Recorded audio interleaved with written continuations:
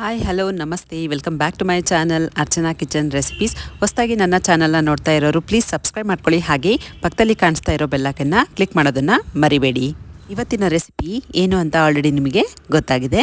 ಇವತ್ತಿನ ರೆಸಿಪಿ ಮಂಡಕ್ಕಿ ಅಥವಾ ಒಗ್ಗರಣೆ ಅಂತ ಕೂಡ ಕರೀತಾರೆ. ಮಂಡಕ್ಕಿನ ನಾನು ಹೇಗೆ ಮಾಡ್ತೀನಿ ಅಂತ ತೋರಿಸ್ತೀನಿ, ಬನ್ನಿ. ಅದಕ್ಕೆ ಏನೇನು ಬೇಕು ಅನ್ನೋದನ್ನು ನೋಡೋಣ.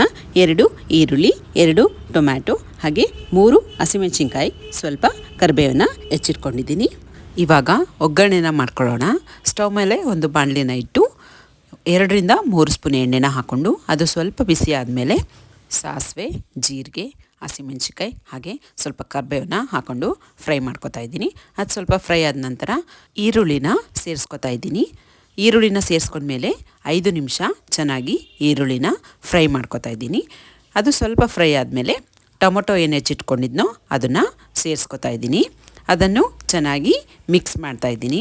ಇವಾಗ ಇದಕ್ಕೆ ರುಚಿಗೆ ತಕ್ಕಷ್ಟು ಉಪ್ಪನ್ನು ಸೇರಿಸ್ಕೊತಾ ಇದ್ದೀನಿ. ನಾನಿಲ್ಲಿ 1 ಸ್ಪೂನ್ ಉಪ್ಪನ್ನು ಸೇರಿಸ್ಕೊಂಡಿದ್ದೀನಿ. ಹಾಗೆ ಸ್ವಲ್ಪ ಅರಿಶಿನ ಸೇರಿಸ್ಕೊಂಡು ಚೆನ್ನಾಗಿ ಫ್ರೈ ಮಾಡ್ಕೊ. ಇವಾಗ ಇದು ಒಗ್ಗರಣೆ ರೆಡಿಯಾಗಿದೆ. ನಾನಿಲ್ಲಿ ಮಂಡಕ್ಕಿನ ಮುಂಚೆನೇ ನೆನೆಸಿ ಇಟ್ಕೊಂಡಿದ್ದೆ. ಆ ಮಂಡಕ್ಕಿಗೆ ಇವಾಗ ಒಗ್ಗರಣೆನೆ ಹಾಕಿ ಚೆನ್ನಾಗಿ ಮಿಕ್ಸ್ ಮಾಡ್ಕೊತಾ ಇದ್ದೀನಿ.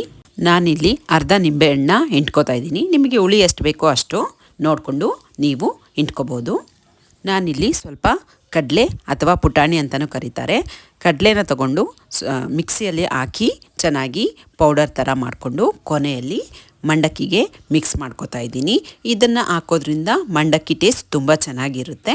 ನಿಮಗೆ ಬೇಕು ಅಂದರೆ ಮಾತ್ರ ಹಾಕ್ಕೋಬೋದು, ಇಲ್ಲ ಅಂದರೆ ಹಾಗೇ ತಿನ್ಬೋದು. ಇವಾಗ ಮಂಡಕ್ಕಿ ರೆಡಿ ಆಯಿತು ನೋಡಿ. ಫೈನಲ್ ಆಗಿ ಈ ರೀತಿಯಾಗಿ ಕಾಣಿಸ್ತಾ ಇದೆ.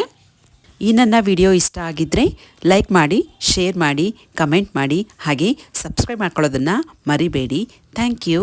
ಬಾಯ್ ಬಾಯ್.